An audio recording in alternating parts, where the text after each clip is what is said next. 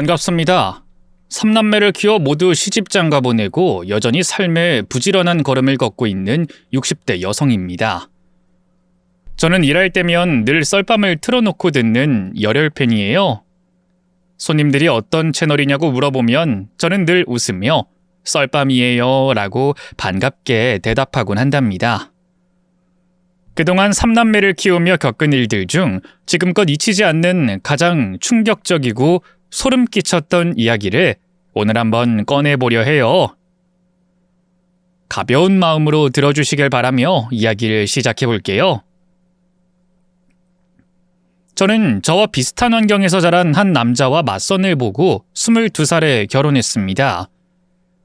그이는 전기 시공 기술자였고 저는 식당 종업원으로 일하며 둘이 함께 조금씩 형편을 나아지게 만들어 갔죠. 26이 되던 해 두 아들과 딸, 3남매를 낳았습니다. 앞서 말씀드린 대로 아이 셋을 낳고 기르며 5 식구가 오순도순 복작복작 재미나게 살았어요. 그러던 어느 날 남편이 전기 시공 중 감전사고를 당해 갑작스레 생을 마감하게 되었습니다.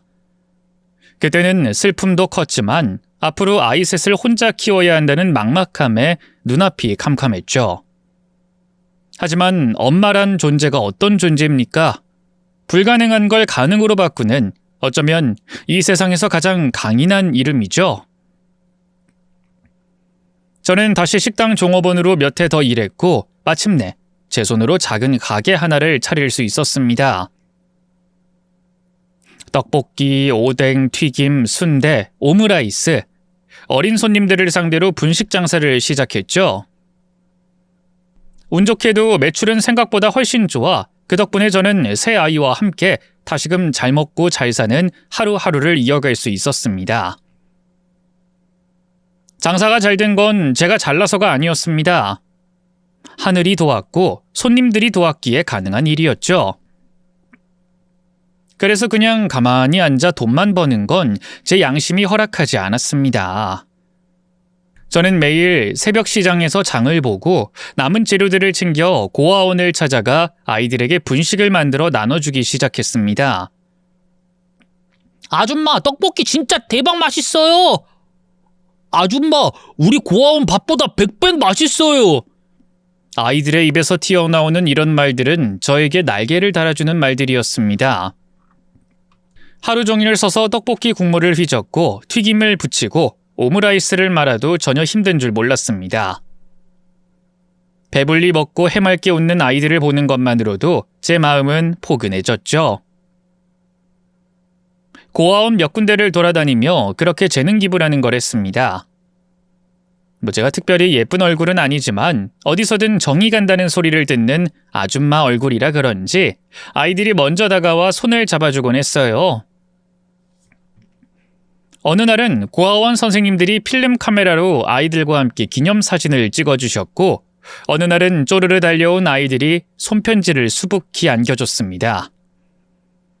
그 모습을 지켜보던 제 두 아들과 딸은 제게 이런 말을 했어요. 엄마 멋져요. 진짜 자랑스러워요. 그 말이 얼마나 뿌듯하고 따뜻하던지요. 아이들은 어느새 제 모습을 따라 주말이면 저보다 먼저 고아원에 갈 준비를 하고 있었습니다. 그 모습에 저는 세상에서 가장 부자인 사람이 된 기분이었답니다.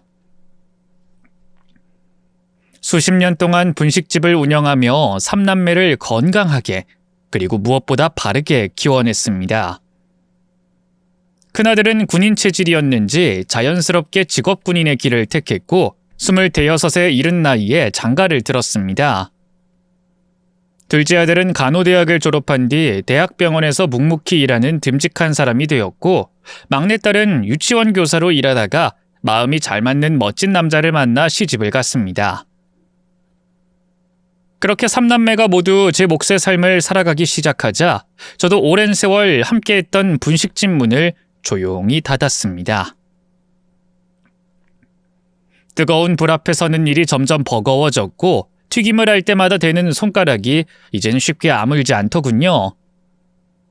그래서 조리하는 일에서 한 걸음 물러나 또 다른 장사의 길을 걸어보기로 했습니다.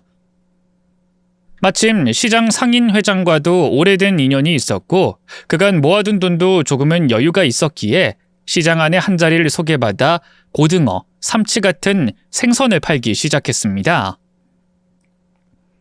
이제는 국물 끓는 냄비 대신 은빛 비늘이 반짝이는 생선들을 손질하며 하루를 시작하게 됐죠.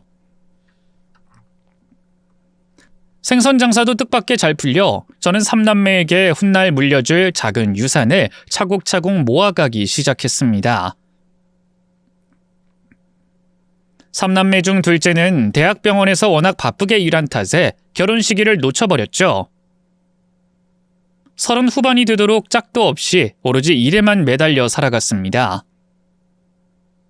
장가 좀 가라며 보채볼까 생각도 해봤지만 결혼보다 더 중요한 건 건강한 몸과 흔들리지 않는 마음이라 여겼기에 괜한 부담을 주기 싫어 그 어떤 말도 입 밖으로 꺼내진 않았습니다. 그저 이 아이는 평생 장가갈 팔자가 아니고 대신 환자들을 돌보며 사는 운명이려니 하고 스스로를 다독이며 지켜봤죠. 그러던 어느 날 정말 믿기 어려운 일이 벌어졌습니다. 아무런 기척도 없이 연애한다는 소리도 한 적 없던 아들이 갑자기 결혼할 여자라며 한 사람을 집으로 데리고 온 겁니다. 아이 성민아, 너 결혼하겠다고? 뒤에 아가씨가 네 색식감이라고? 네. 엄마 왜요? 저 장가 가면 안 돼요? 아니 그게 아니라 난 네가 연애도 못하고 있는 줄 알았지. 일이 바빠서 여자 사람은 거들떠 보지도 않을 줄 알았거든. 근데 내가 괜한 걱정을 했구나. 엄마, 전쟁통에서도 사랑이 꼽힌다잖아요. 저요, 이 여자랑 사귄 지 꽤 오래됐어요. 아유, 그랬구나. 말이라도 해주지.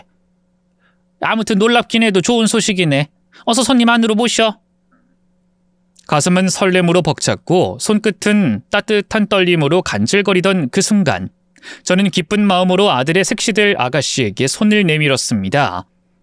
반가워요 아가씨. 우리 아들 잘 좀 부탁해요. 색시가 참 예쁘네. 하지만 그 아이는 제 손을 잡지 않았습니다. 코를 살짝 찡긋하더니 고개를 돌려버렸죠. 네. 근데 비린내가 좀 나네요. 제가 냄새에 예민해서요. 저는 얼른 손을 거뒀습니다. 그렇죠. 생선 장사를 하다 보니 비린내가 늘 배어 있어서. 어서 들어와요. 내가 맛있는 밥 해줄게요. 기쁨으로 부풀었던 순간이 가시돋친 한마디에 찬바람처럼 식어버렸습니다. 첫 만남부터 싸늘하게 구는 이 아이에게 어떻게 마음을 열어야 할지 그 방법이 떠오르지 않았습니다. 식사의 메인은 생선조림이었습니다. 그런데 색시는 생선에 손도 대지 않더군요. 왜? 생선 싫어해요? 네. 비린내가 심하기도 하고 입에 넣으면 역해서요. 평생 생선을 안 먹고 살아왔어요.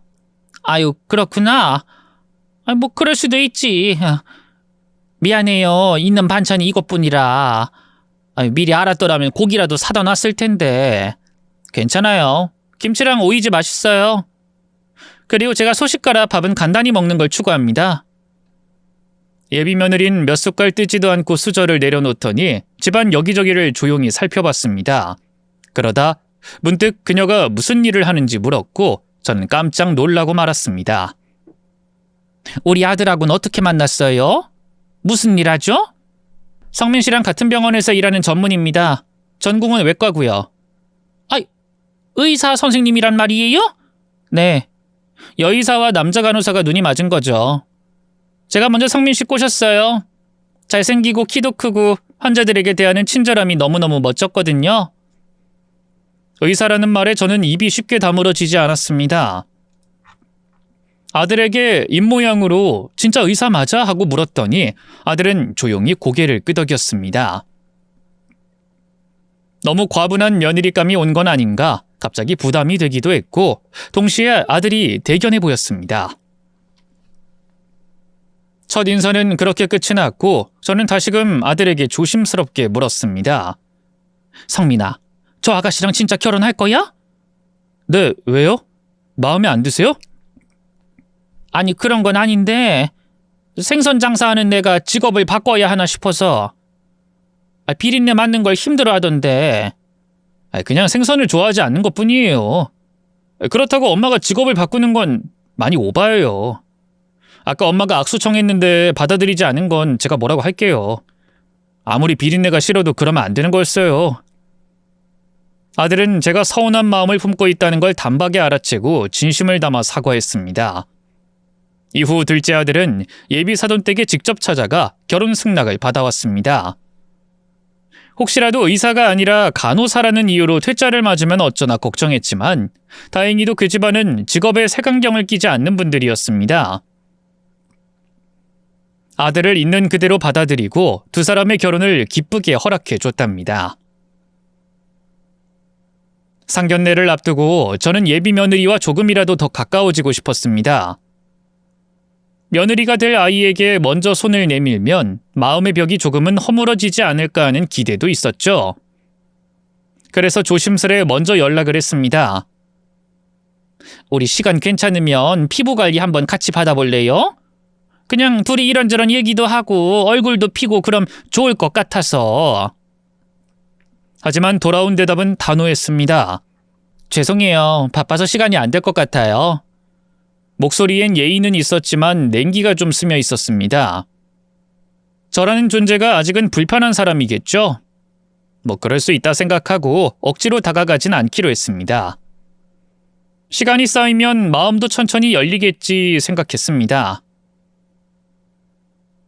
얼마 뒤에 드디어 상견례 날, 온 식구가 단정히 차려입고 약속된 식당으로 향했습니다. 마음속엔 설렘과 걱정이 반반씩 출렁였어요. 예비사돈댁을 처음 만나는 자리였기에 그날따라 손에 힘이 더 들어갔고 뺨엔 자꾸 열이 올랐습니다. 하지만 그런 제 마음을 누그러뜨려 준 건 예비사돈 부부의 환한 미소였습니다.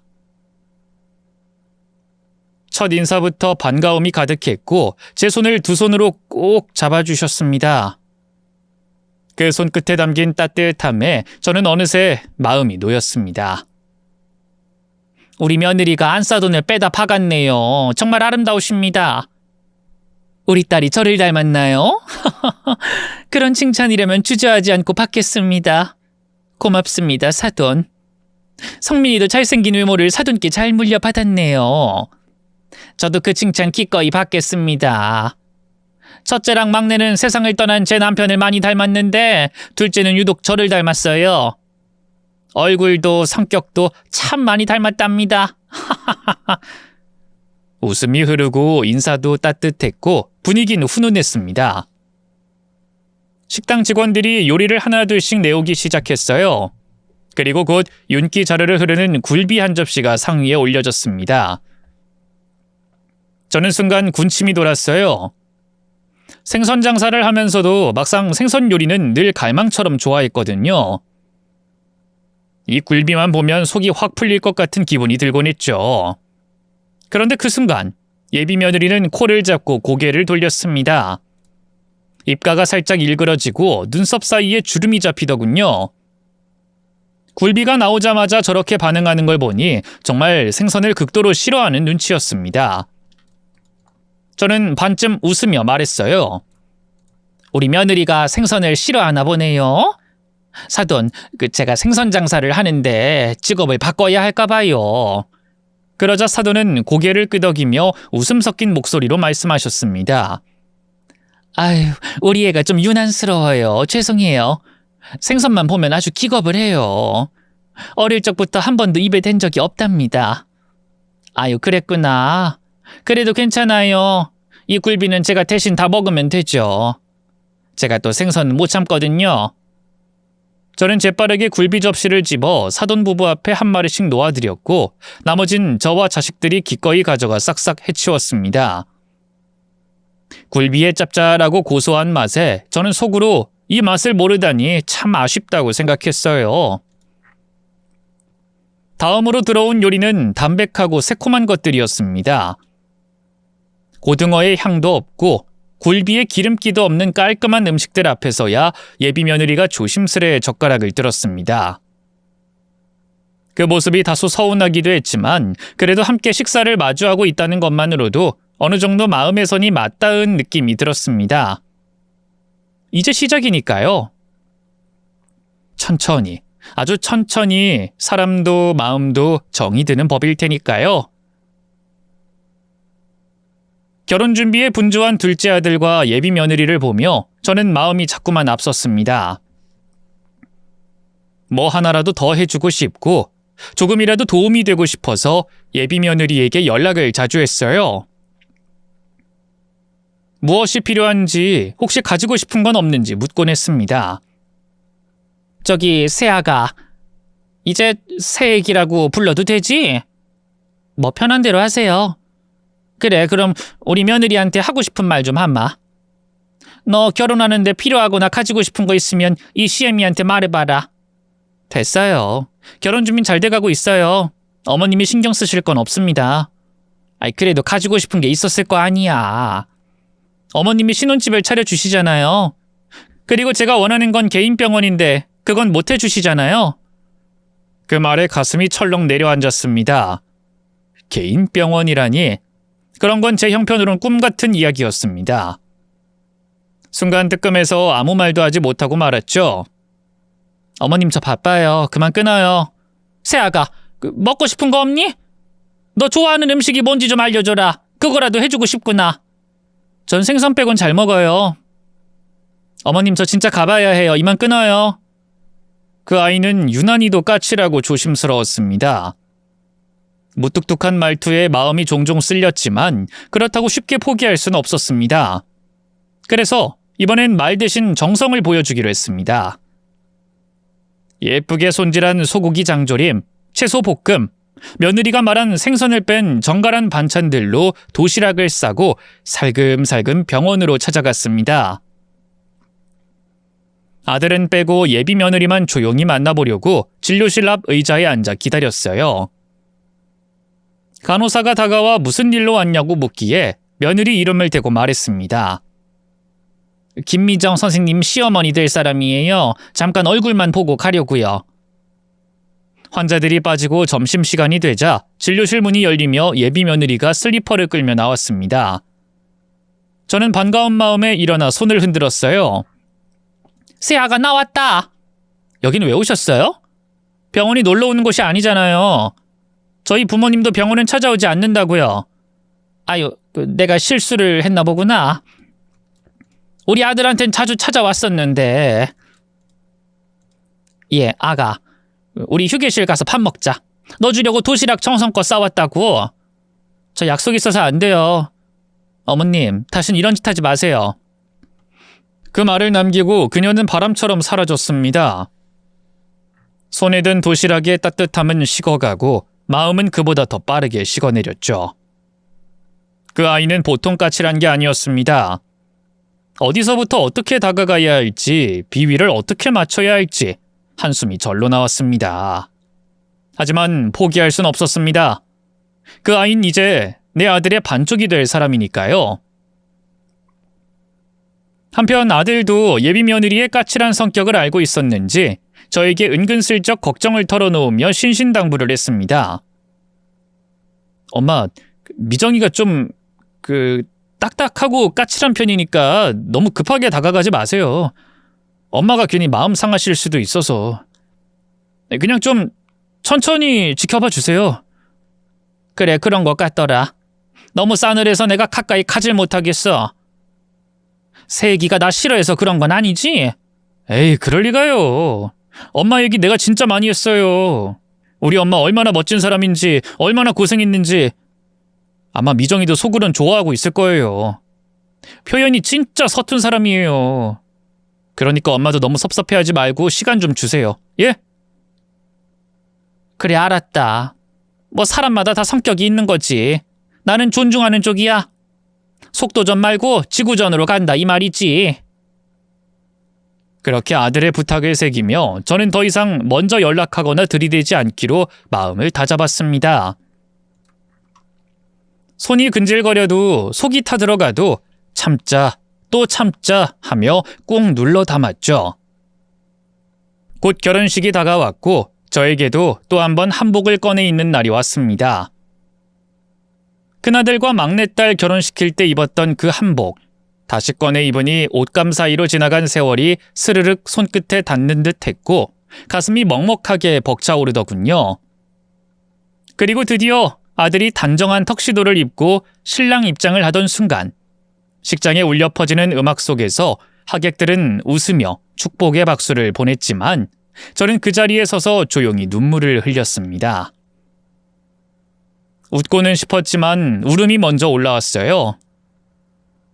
마음 한켠에서 내가 사랑을 부족하게 준 건 아니었을까 자책이 스쳤고 또 한켠에선 이렇게 멋진 사람으로 자라줘서 고맙다는 감동이 파도처럼 밀려와 흘러넘친 눈물이었죠.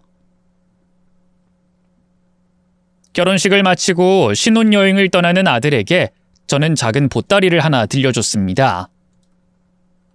바리바리 싸진 않고 그저 마음 담아 몇 가지 반찬을 정갈하게 담았죠. 외국에 나가면 낯선 음식에 지칠 테고 고춧가루 냄새만 나도 반가울 것 같아서였어요. 이거 가져가서 먹어. 외국에 가면 한국 음식 생각 많이 날 거야. 엄마도 참, 신혼여행 가는 아들한테 반찬 싸주는 건 또 뭐예요. 근데 그래도 엄마가 해주신 거니까 하나도 안 남기고 다 먹을게요. 그래, 잘 먹어라. 우리 새애기도 몸 건강하게 잘 다녀오고. 우리 며느리 손 좀 잡아보자. 아이고, 이뻐라. 며느린 주변에 사람이 많은 게 불편했는지 힐끔 주위를 살피더니 마지못해 제게 손을 내밀었습니다. 저는 그 손을 가만히 감싸 안았고 그 따뜻한 감촉을 잠시 느끼려는 찰나 그 아인 금세 손을 빼고 뒷걸음질 쳤습니다. 그 눈빛엔 경계심만 있는 줄 알았는데 순간 스치던 그 표정, 거기엔 경멸과 무시가 얇게 하지만 분명히 드리워져 있었어요. 화가 나기보다 서운함이 더 컸습니다. 말로 다 하기 어려운, 속이 서늘해지는 그런 서운함이었죠. 며느린 분명 쉽지 않은 사람이었습니다. 정을 쌓는 건 고사하고 그 문 앞까지 다가가는 일조차 힘겹게 느껴졌습니다. 아들이 사랑하는 사람이니 저도 마음을 열고 싶었지만 저 혼자만 손을 내밀어서는 벽을 허물 수 없다는 생각이 들었어요. 아들 부부의 신혼집은 제 집에서 걸어서 20분 거리였습니다. 가까우니까 마음만 맞는다면 종종 얼굴도 보고 밥도 나눌 수 있겠죠. 두 사람 다 병원에서 일하느라 바쁘겠지만 주말쯤이면 시간 낼 수 있을 거라 생각했어요. 그래서 조심스레 연락을 해봤죠. 그런데 갈 때마다 사정이 생겼습니다. 오늘은 당직이라 집에 못 있어요. 이번 주는 처가에 가기로 했어요. 피곤해서 좀 쉬려고요. 다음에 뵐게요. 그렇게 저는 한 번도 허락을 받지 못했고 결국 얼굴을 못 본 채 몇 주가 훌쩍 지나가 버렸습니다. 아이들 집에 갈 땐 꼭 허락을 받아야겠다는 게 제 철칙이었기에 저는 그 작은 원칙 하나 지키느라 한동안 아들 부부를 마주보지 못한 채 지냈답니다. 2달 넘게 둘째 아들 얼굴을 못 본 채 겨우 안부 전화로만 목소리를 듣고 지내고 있었는데 어느 날 아들이 벅찬 소식 하나를 들고 전화를 걸어왔습니다. 엄마, 우리 마누라가 임신했대요. 뭐야, 벌써? 아이고, 이거 아주 잘 됐다. 축하한다, 성민아. 내가 언제 손주보나 있는데 엄마 소원 하나 풀리겠다. 고마워요. 엄마 아들이 드디어 아빠가 되네요. 엄마, 앞으로 엄마한테 신경 더 많이 쓸게요. 바쁘단 핑계로 얼굴도 자주 못 보여드려서 죄송해요. 아이, 그래. 제발 좀 얼굴 좀 자주 보고 살자. 네 형이랑 막내는 연락도 없이 슬쩍슬쩍 들러서 밥 먹고 가는데 넌 전화통화만으로 엄마 마음이 채워질 줄 알았니? 아이, 근데 지금은 그런 말 필요 없고 새애기 임신한 게 제일 중요하지. 내가 가서 밥 좀 해줄까? 밥이요? 장모님이 오셔서 이것저것 해주시고 가셨어요. 냉장고 꽉 찼어요. 그래? 그래도 내가 해주는 음식이랑은 또 다르지. 집밥 맛은 또 따로 있다니까. 제가 일부러 가고 싶다는 말을 돌려서 넌지시 비추었더니 그제야 아들이 그럼 엄마 오세요 하고 말해주더군요. 그 말 떨어지기 무섭게 저는 반찬거리를 챙겨 들고 신혼집으로 달려갔습니다. 오랜만에 본 아들은 얼굴이 좋아져 있었고 볼살이 통통 올라 마치 연지곤지를 찍은 듯 하더군요. 아이고, 신혼이 좋긴 좋구나 하고 속으로 웃음이 났죠. 반면 며느리는 절 보자마자 간신히 고개만 까딱하더니 배를 감싸지고 소파에 철퍼덕 앉았습니다. 이제 겨우 4주라는데 그렇게까지 몸이 무거운가 싶었죠. 새아가, 아이고 축하한다. 하늘이 너희 부부에게 제대로 축복을 내려주셨구나. 아, 네. 뭐 먹고 싶은 거 없니? 내가 음식하는 건 평생 해와서 손맛 하나는 기가 막히다고. 떡볶이 어때? 매콤달콤한 거 땡길 수도 있잖아. 어머님 됐어요. 저 노산이라서 몸에 조금이라도 해가 될 수 있는 건 입에 안 댈 거예요. 아, 그래. 내 생각이 짧았네. 아, 그럼 내가 사골 사와서 진하게 구워줄게. 사골만한 게 없지. 뱃속에도 튼튼해지고. 어머님 저 의사예요. 사골은 그냥 지방덩어리예요. 영양소 많은 음식 아니에요. 괜히 옛날 방식 고집하지 마세요. 사골이? 그럴 리가. 나 3남매 가졌을 때 사골 국물만 퍼마시고도 건강하게 다 나았는걸. 어머님 저 의사라고요. 몸에 뭐가 좋고 나쁜진 제가 더 잘 알아요. 밥은 친정엄마가 다 해주시니까 어머님은 그냥 청소나 빨래 같은 거 해주세요. 며느린 말끝마다 얼음장 같은 말투를 던졌고 그 차가운 톤에 제 표정도 금세 굳어질 뻔했습니다. 인상이 찌푸려지는 찰나 아들이 눈치 빠르게 나섰죠. 우리 엄마가 청소랑 빨래를 왜 해? 그건 내가 해야지. 여보, 우리 엄마가 손맛 기가 막힌 거 알잖아. 반찬 몇 가지만 해달라고 하자. 엄마, 열무김치랑 콩자반 좀 해줘요. 그거 진짜 먹고 싶었어요. 그래. 그럼 엄마가 장 봐서 싹 해줄게. 저는 마음을 다잡고 반찬 몇 가지를 열심히 만들어 상에 차려 올렸습니다. 그런데 며느리는 그 많은 반찬 중에서 제가 만든 것엔 젓가락을 대지도 않고 사돈이 싸운 반찬만 집어먹더군요. 그 모습에 입맛이 확 떨어지기도 했지만 그보다 더 서글펐던 건 제가 마치 오지 말아야 할 곳을 억지로 들어온 사람처럼 느껴졌다는 점이었습니다. 그날 이후 저는 마음을 정리했어요. 먼저 연락이 없는 이상 괜히 찾아가지 말자. 내가 먼저 다가가는 게 오히려 불편하게 느껴질 수도 있으니 기다리자.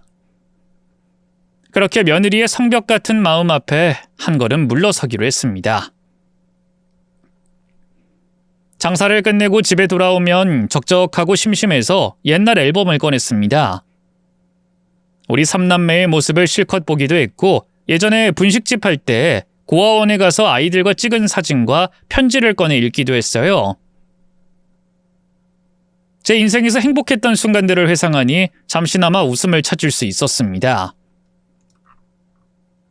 그런 정막이 매일 있었는데 다행히 아들이 보름에 한 번씩 연락을 해서 며느리와 함께 집에 찾아오곤 했습니다. 오랜만에 보는 얼굴이 반가워 활짝 웃으며 맞이했지만 며느린 여전히 절 불편하게 여기는 듯 했습니다. 어색한 기색이 역력했고 제 눈을 제대로 마주치지도 않았어요. 임신 중이라서 유난히 예민해진 탓일 수도 있겠다 싶어 저는 최대한 다정하게 굴었습니다. 목소리도 한 톤 낮춰 조심스럽게 말했고 먹고 싶은 건 없는지 불편한 건 없는지 묻고 또 물었죠. 마음의 벽을 조금이라도 허물 수 있을까 싶어 애를 썼지만 돌아오는 건 여전히 냉기 어린 침묵뿐이었습니다. 제가 입을 열면 며느린 꼭 생선 비린내를 맡은 사람처럼 코를 살짝 막고 고개를 휙 돌려버렸습니다.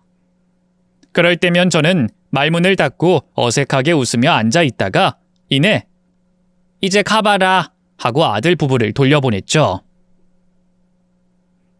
그러다 손주가 태어났을 때는 마음이 먼저 앞서 달려갔습니다. 아들이 태어났을 때처럼 이번에도 처음 품에 안고 싶었거든요.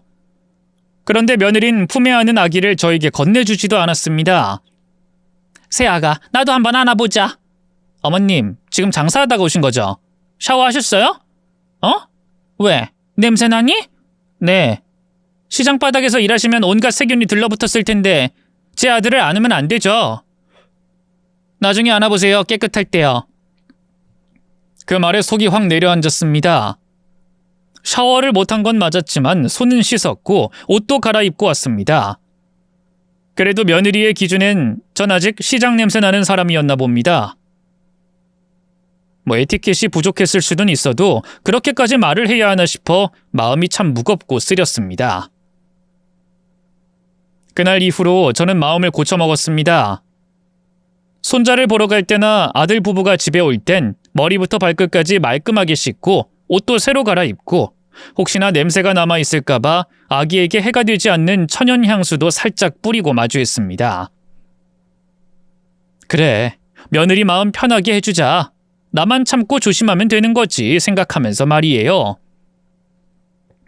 하지만 며느린 제가 아무리 깨끗하게 하고 와도 마음까진 열지 않았습니다. 손자를 안을 기회도 겨우 몇 초, 그 이상은 허락되지 않았어요. 어머님 충분히 안으셨어요. 우리 아들이 엄마 품을 많이 좋아해서요. 어서 주세요. 이제 겨우 5초 안았다. 너 너무하는 거 아니니? 세아가 나한테 병균 같은 거 없다. 네? 제가 언제 그런 말 했었나요? 제 아들이 잘 울어서 제가 안고 있는 게 좋을 것 같아 그런 건데요? 아유, 그래. 네 아들 네가 안아라. 참다 못해 결국 말을 내뱉고 말았습니다. 손자는 제 품에 채 있지도 못한 채 다시 며느리 품으로 돌아갔고 저는 속에서 올라오는 서운함을 꾹꾹 눌러 담으며 그 자리를 조용히 수습했어요. 아들은 눈치를 보며 양쪽 눈을 오가다가 어쩔 줄 몰라 우물쭈물 얼굴이 굳어 있었습니다. 분위기가 쌓이진 집안에서 저는 더 머무를 수 없었습니다. 그죠? 그래, 이제 가볼게 하고 가방을 들고 일어났어요. 아이 얼굴 겨우 잠깐, 정말 잠깐 바라보고 나왔답니다. 품에 제대로 안아보지도 못했는데 어느새 손주의 첫 돌이 다가오고 있었습니다. 시간은 야속하게도 품에 안긴 기억 없이도 아이를 자라게 했더군요.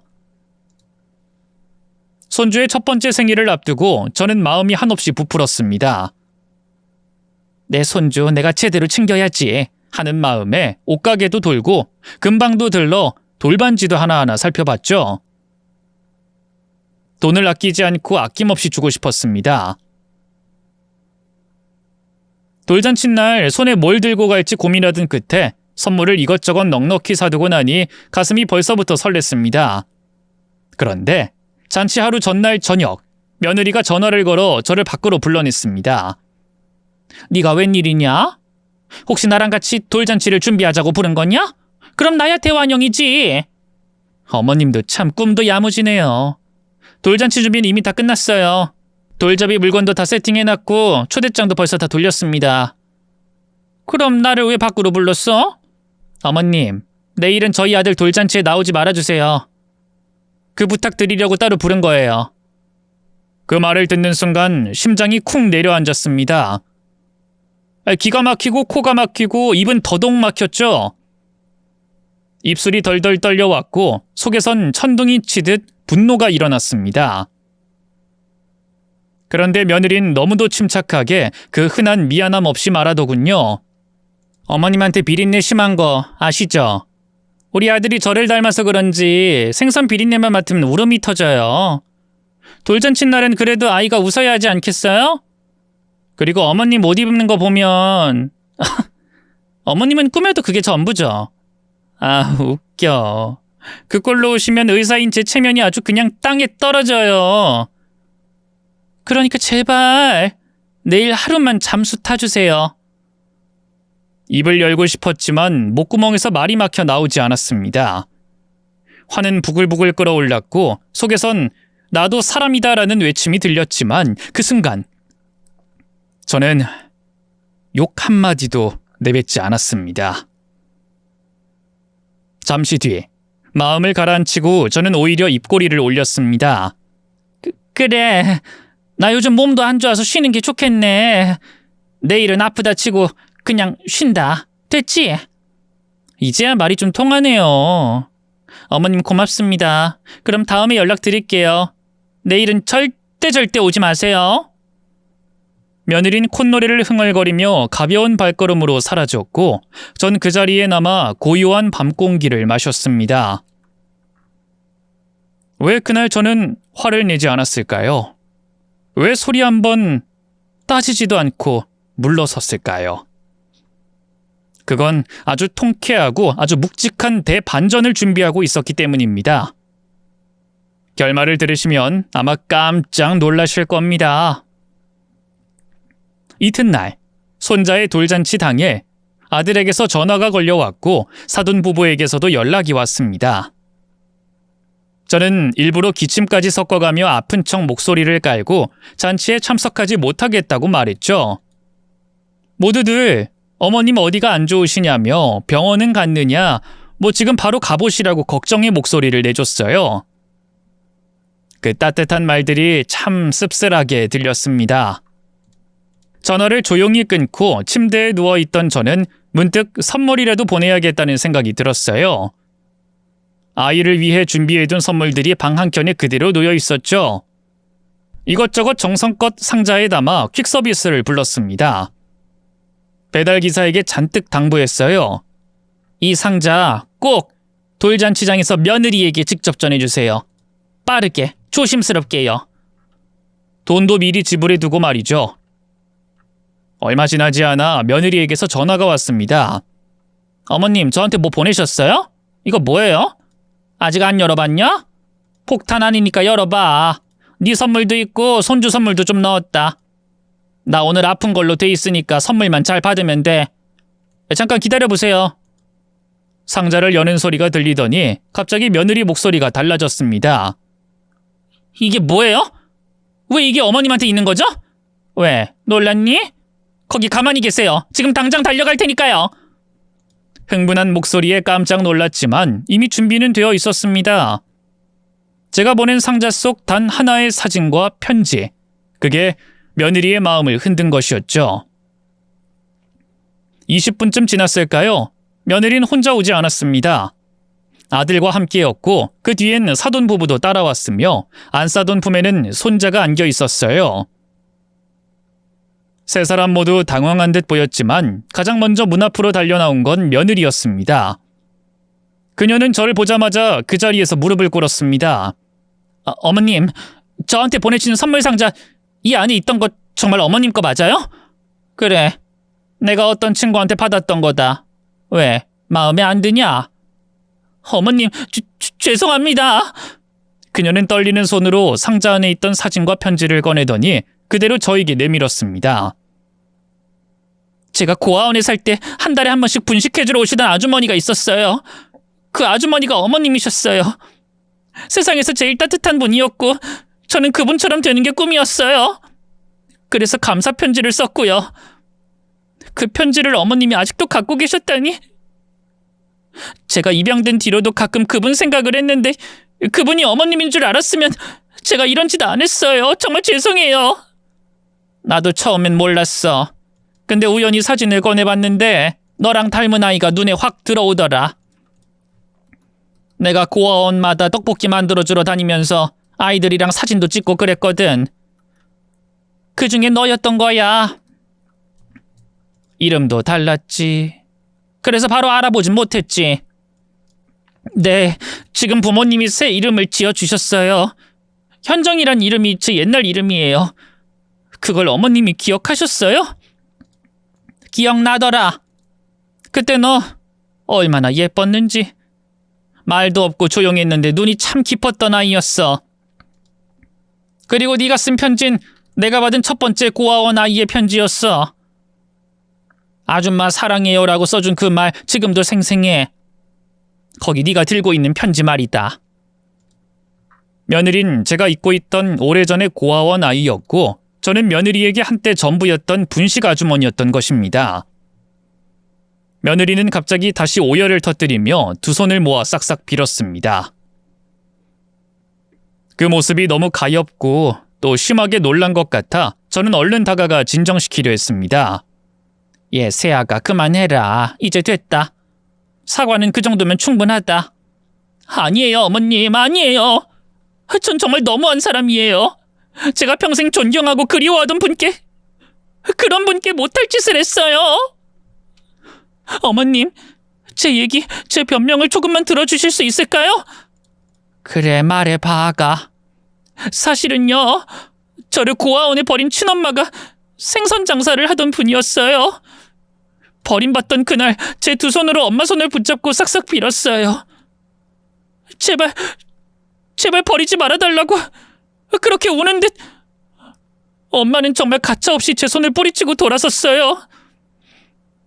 그날 이후로 저는 생선만 보면 속이 울렁거렸고 비린내를 맡기만 해도 토할 것 같고 숨이 막혀왔어요. 근데 어머님께 그 엄마의 느낌이 겹쳐 보였어요. 그래서 피하고 밀어내고 상처 주고 정말 못할 짓만 했어요. 어머님 죄송합니다. 정말 너무 죄송합니다. 그제야 모든 것이 또렷하게 이해되었습니다.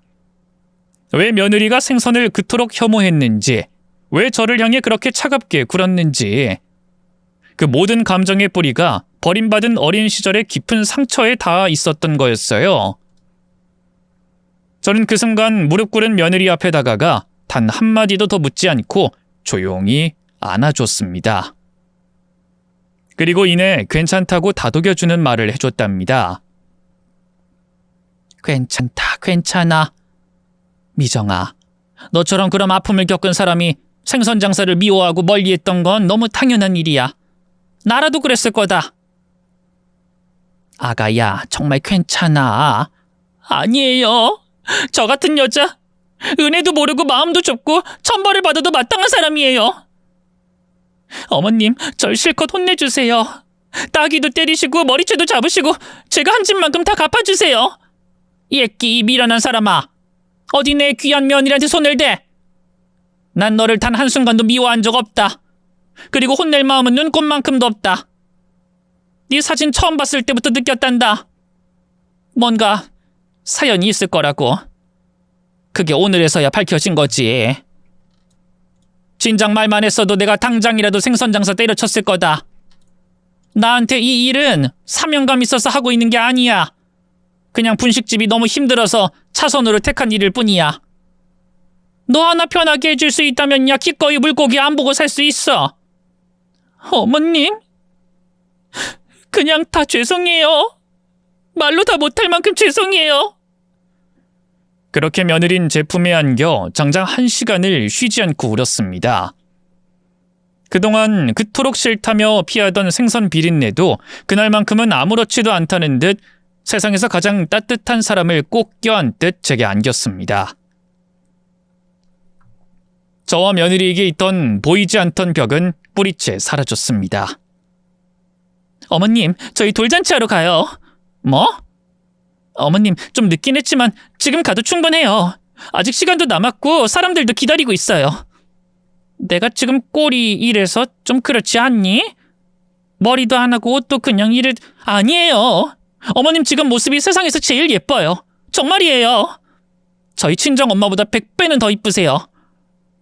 그 말에 안사돈이 피식 웃으며 고개를 돌렸고 그 눈빛엔 살짝 질투가 실려 있었습니다. 며느리는 제 두 팔을 꼭 잡고 빨리 나가요, 어머님. 하며 이끌었고 그렇게 우리 식구들은 환한 마음으로 돌잔치장으로 향했습니다. 도착해보니 이미 잔치장엔 손님들이 모두 착석해 있었고 분위기는 조용히 기다리는 긴장 속에서도 훈훈했어요. 알고 보니 아들이 이 상황을 정리하며 손님들에게 연락을 돌렸고 조금만 기다려주세요. 어머니께서 곧 도착하십니다. 하고 양해를 구했더라고요. 곧 사회자가 마이크를 잡고 생기 넘치는 목소리로 외쳤습니다. 자, 오늘의 주인공을 위해 돌잔치를 시작하겠습니다. 잔치는 따뜻하게 흘러갔습니다. 저와 사돈 부부, 아들 부부는 나란히 앉아 활짝 웃었고 손주의 돌잡이 이벤트에선 숨죽이며 손끝을 응원했죠. 떡이며 밥이며 모두 맛있었고 축하해주러 온 이들의 환한 얼굴들 덕분에 그날 잔치는 웃음꽃이 만발한 축복의 시간이 되었습니다. 모든 식순이 끝나고 잔치는 무사히 그리고 찬란하게 마무리되었습니다. 그날 이후 제 마음속 가장 아팠던 기억 위로 눈부신 장면 하나가 포개졌습니다. 이틀 뒤에 며느리가 손자를 품에 안고 저희 집 대문을 두드렸습니다. 미리 연락도 없이 갑작스럽게 찾아온 터라 저는 좀 놀랐죠. 어머님, 저 오늘 비번이에요. 병원 안 가는 날이라 어머님이랑 하루를 같이 보내고 싶은데 괜찮으세요? 아유, 이렇게 갑자기 중간도 없이 확 가까워져도 되는 거냐? 어머님, 혹시 제 사과가 부족했다면 다시 무릎 꿇을게요. 지금이라도 바닥에 앉겠습니다. 아니야, 됐어. 네 사과는 이미 충분해. 그리고 너도 일부러 그런 건 아니었잖니.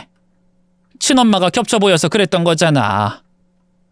그 마음 다 이해됐으니까 사과는 이제 다신 하지 마라. 그 말을 들은 며느리는 어색한 듯 웃더니 수줍게 부탁을 하나 꺼냈습니다. 어머님, 저 어머님이 만든 떡볶이 먹어보고 싶어요. 어릴 적 고아원에서 먹던 그 떡볶이, 그게 지금도 기억에 남아있어요. 그래서 저는 부엌으로 들어가 손에 익은 그 오래된 레시피로 떡볶이를 정성껏 만들어줬습니다.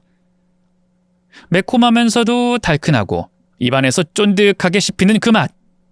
분식집에서 20년 동안 다듬고 또 다듬었던 손맛을 그대로 재현했죠. 한입 맛본 며느린 눈을 동그랗게 뜨고 감탄했습니다. 바로 이 맛이야. 어머님, 어릴 때 고아원에서 어머님이 해주시던 그 맛 하나도 안 변했어요. 어떻게 이럴 수가 있어요? 정말 그대로예요. 아하하, 분식 장사만 20년 했으니 그럴 만도 하지. 내가 다른 건 다 잊어도 이 떡볶이만큼은 절대로 맛을 안 잃어. 근데 정말 입에 맞는 거지? 어머님, 입에 맞는 정도가 아니라 최고예요. 세상에서 제가 제일 좋아하는 음식이 뭔지 아세요? 어머님이 해주신 이 떡볶이예요. 아이고야, 우리 며느리가 시엠이 비행기를 태워주는구먼. 그래, 고맙다. 많이 먹고 건강해라. 이건 건강한 음식은 아니지? 에이, 어머님, 제가 전에 했던 말들 다 잊으세요. 어머님이 해주신 음식은 전부 건강하고 전부 맛있을 거예요. 그리고요, 저 이젠 생선도 먹을 수 있을 것 같아요. 어머님이 요리해 주신다면요. 그렇게까지 무리하지 않아도 된다고 말렸지만 며느린 당장 냉장고 앞으로 달려가 삼치 한 마리를 꺼내오더군요.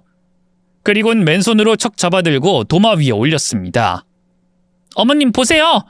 저 이제 트라우마에서 완전히 벗어났어요. 생선 냄새도 하나도 안 나요. 어머님이랑 함께라면 어떤 음식도 괜찮아요. 우리 며느리 정말 잘 컸다.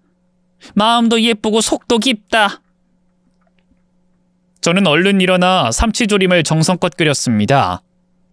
은은한 불에 졸여낸 고소한 냄새가 퍼지고 짭짤한 간장 양념에 삼치가 부드럽게 익어가자 며느리는 코를 찡긋하지도 않고 젓가락을 들어 한 입 또 한 입 맛있게 먹어줬습니다. 그날 이후 저희는 더 이상 시어머니와 며느리가 아니라 친엄마와 딸 같은 사이가 되었습니다.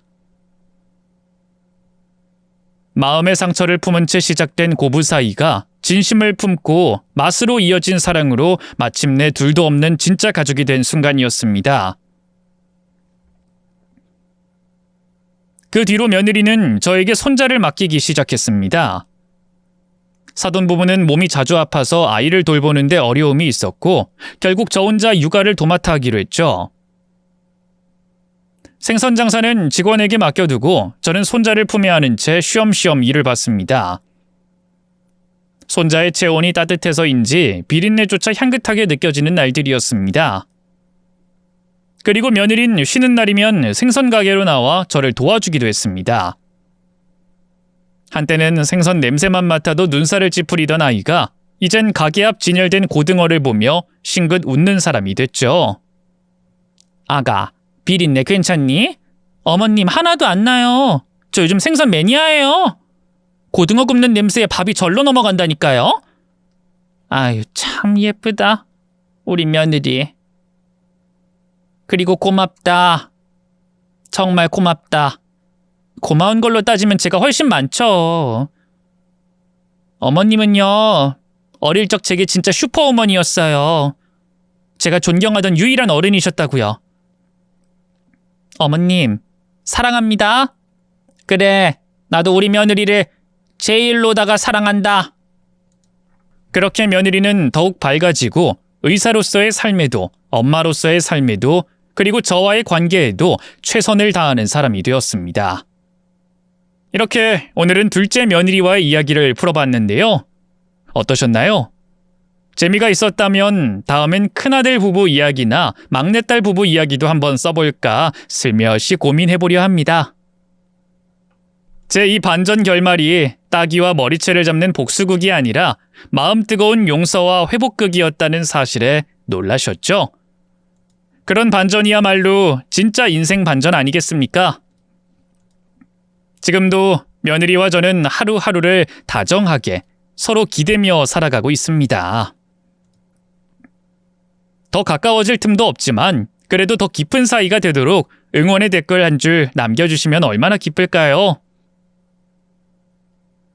그럼 여기서 쓰니는 물러가겠습니다. 긴 이야기 끝까지 읽어주셔서 고맙습니다. 다들 따뜻한 하루 되세요. 감사합니다.